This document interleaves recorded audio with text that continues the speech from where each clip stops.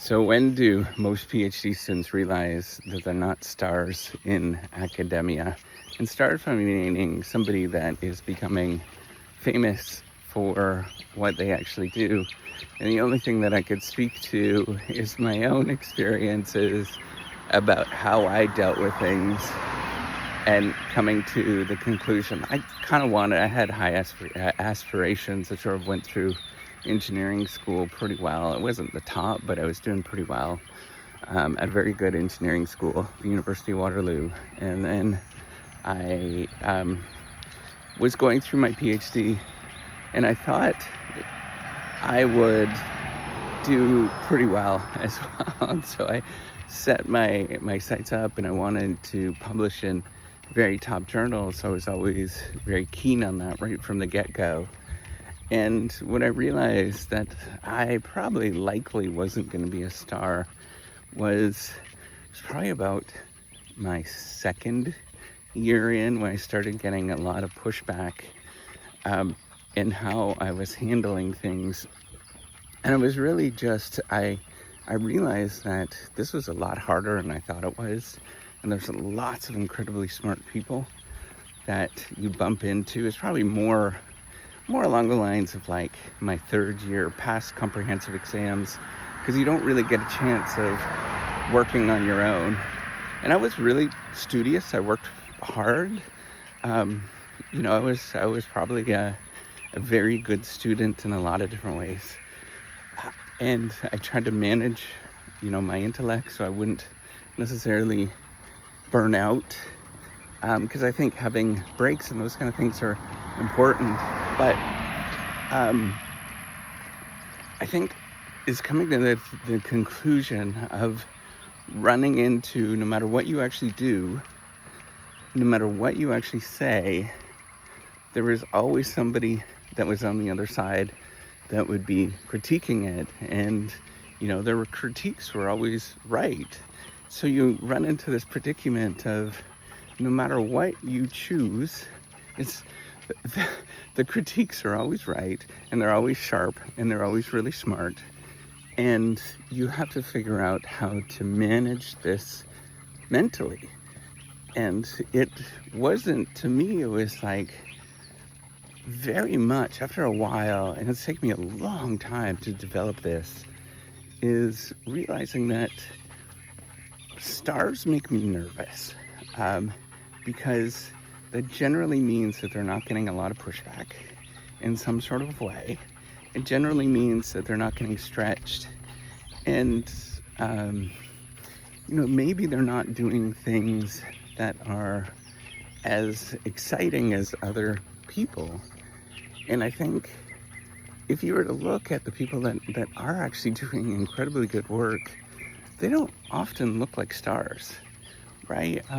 Even if you were to look at there's a lot of Nobel laureates that do really well and publish a lot and look like stars, but there's also lots that don't publish a lot.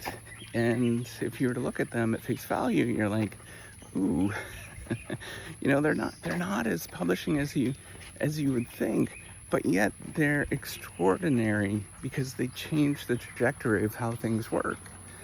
And it's coming to the conclusion that the way that we understand the world is often based on, there's two ways to understand the world. And it's taken me a long time. In fact, some of my research is about this. It's taken me a long time. It's very contradictory, the sort of second logic that I'm going to say. But the first logic is about production. You sort of just publish things and, you do more of the same and you're producing widgets. And that is fantastic. And that's really, really helpful.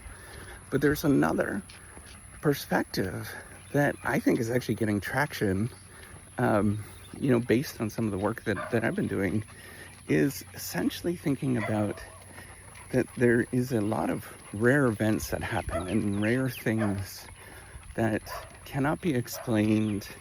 They're very difficult to put together, and they kind of match up in weird, random ways that are never really obvious.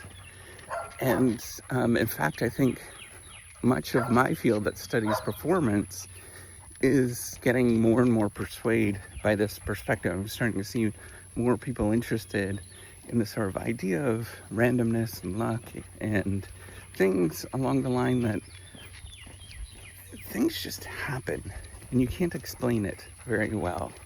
And I wish that there was a mechanism for why things actually happen, but and there may always be after the fact, but you can't forecast, you can't think about how those things will actually work out, right? It's like part of the reason why I'm not necessarily scared about artificial intelligence is because it does a really poor job. It's okay, but it does a kind of a poor job of connecting these kind of weird, crazy, random things that you would never see.